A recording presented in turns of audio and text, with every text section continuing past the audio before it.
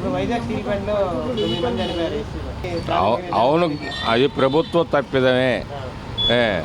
అదే జగన్ ఉండడితే బాగానే చేసేవాడు. ₹1,00,00,000 పరిహారం ఇచ్చేవాడు జగన్ ఉంటే.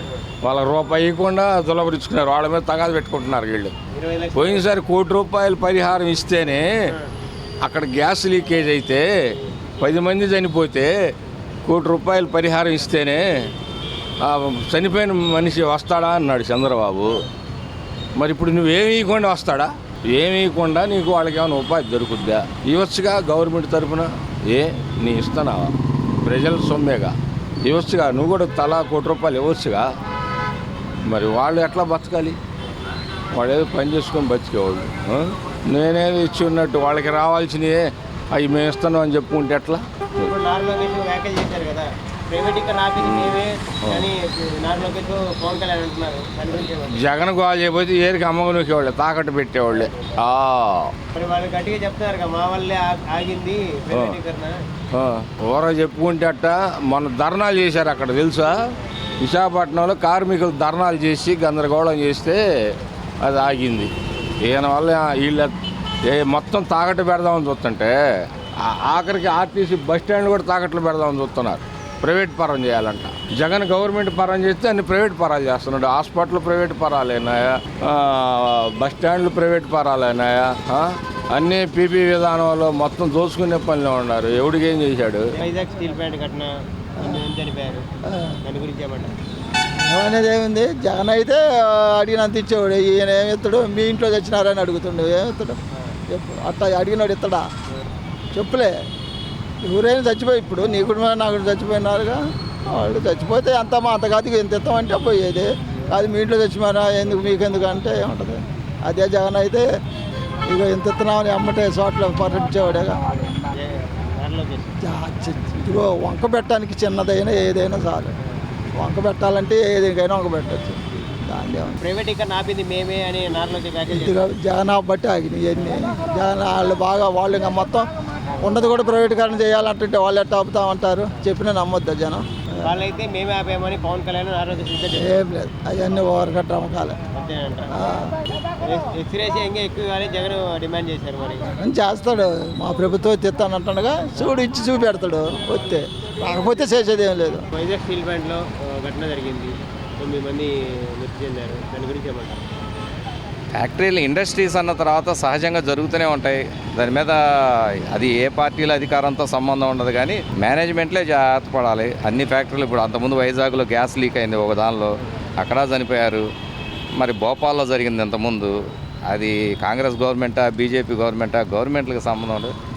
అది even foreign countries, well developed కంట్రీస్లో కూడా జరుగుతూనే ఉంటాయి ఇండస్ట్రీస్లో. ఆ టైం బ్యాడ్ అంతే. అది ప్రాథమిక నిర్ధారణలు అయితే అక్కడ క్వాలిటీ లేకనే ఆ ఇన్సిడెంట్ జరిగింది అనేది ప్రాథమిక నిర్ధారించారు. ఇప్పుడు కొన్ని సంఘటనలు జరిగిన తర్వాత కమిటీలు వేయటం అంటుంటారు. అది హాస్పిటల్స్ సంబంధించిన ట్రాన్స్పోర్ట్ రంగం కానీ, ఓ బస్సు తిరగబడ్డదనగానే దాని మీద యాక్షన్ మొదలు పెడతారు. ఇక నుంచి ఈ బస్సులే ఆపేయాలి, అప్పటికప్పుడు హడావుడి చేస్తారు. 4 రోజుల తర్వాత మళ్ళా యాక్షన్ ఉండదు. ఇప్పుడు మన స్లీపర్ బస్సులు అన్నీ రద్దు చేయాలన్నారు. అసలు ఆ స్లీపర్ బస్సులు పర్మిషన్ ఇచ్చినప్పుడు ఆలోచించాలి కదా. అలా కొన్ని రంగాలు ఎలా ఉంటాయంటే ఆ 2-3 ఇన్సిడెంట్లు వరుసగా జరగగానే ఇక దాని మీద హడావుడి చేయడం మొదలు పెడతా ఉంటారు. మళ్ళీ జనాలు మర్చిపోగానే మళ్ళీ మొదలే. సో దాని మీద ఎప్పుడు ఉండే అంతే. మరి దాని గురించి నారా లోకేష్ జగన్ గారు ఈ వ్యాఖ్యలు చేశారు. అంటే ప్రైవేటీకరణ ఆపింది మేమే అని జగన్ ఏమని నేను చెప్తున్నాడు, నారా లోకేష్ మేమే అంటున్నారు. ఎవరి హయాంలో ఆగిందంటారు ప్రైవేటీకరణ? అసలు ఎవరి హయాంలోనూ ఆగలేదండి ఇప్పుడు కూడా. అది సెంట్రల్ గవర్నమెంట్ మీద ఆధారపడి ఉంటుంది. ఈ ఎవరి మైలేజ్ కోసం వాళ్ళు స్టేట్మెంట్స్ అనేవి ఇస్తూ ఉంటారు. కానీ ఇప్పుడు పోలవరం ప్రాజెక్ట్ ఉంది సార్, దానికి ఎవరు శంకుస్థాపన చేశారు, ఎవరు కంటిన్యూ చేస్తున్నారు, ఎవరు ఆపారు అనేది కాదు.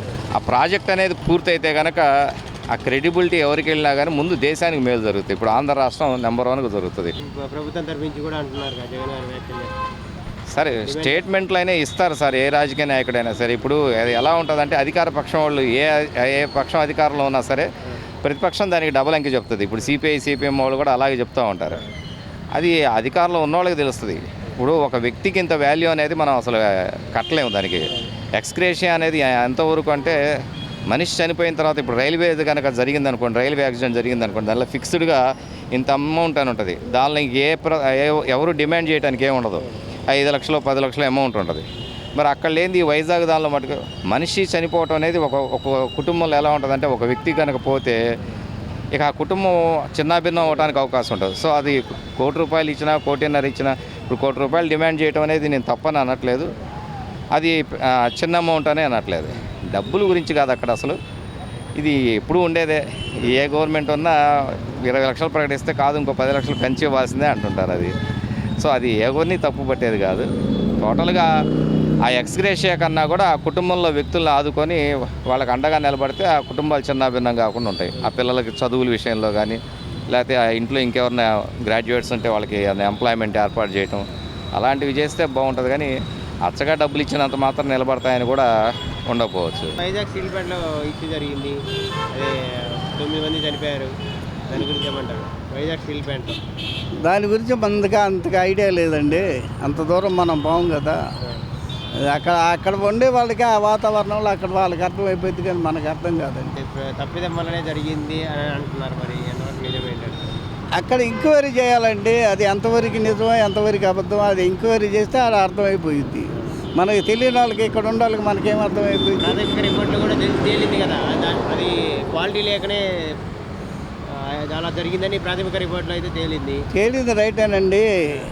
అది ప్రజలకు కూడా తెలియపరచాలిగా, తెలియపరచాలి కదా, ప్రజలకు కూడా తెలిసి ఉండాలి కదా.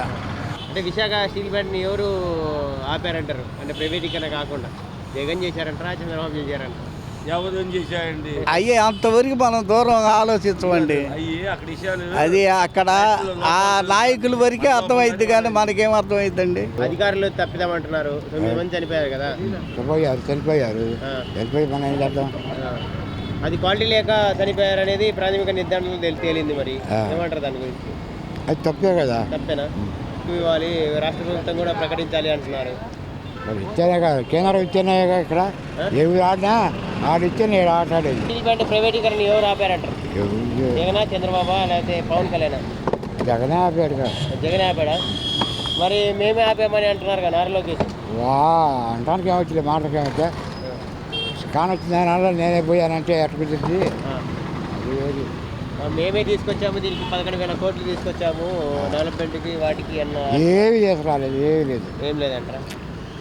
ఏమాపారు ఏం ఆపడు. వాళ్ళ ఏమైంది, వాళ్ళ ఏం కాదు. చంద్రబాబు గారు ఎలా పనిచేస్తున్నారు?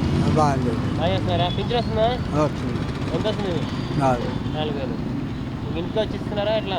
ఇంటికి రోడ్లు ఎలా ఉన్నాయంటారు?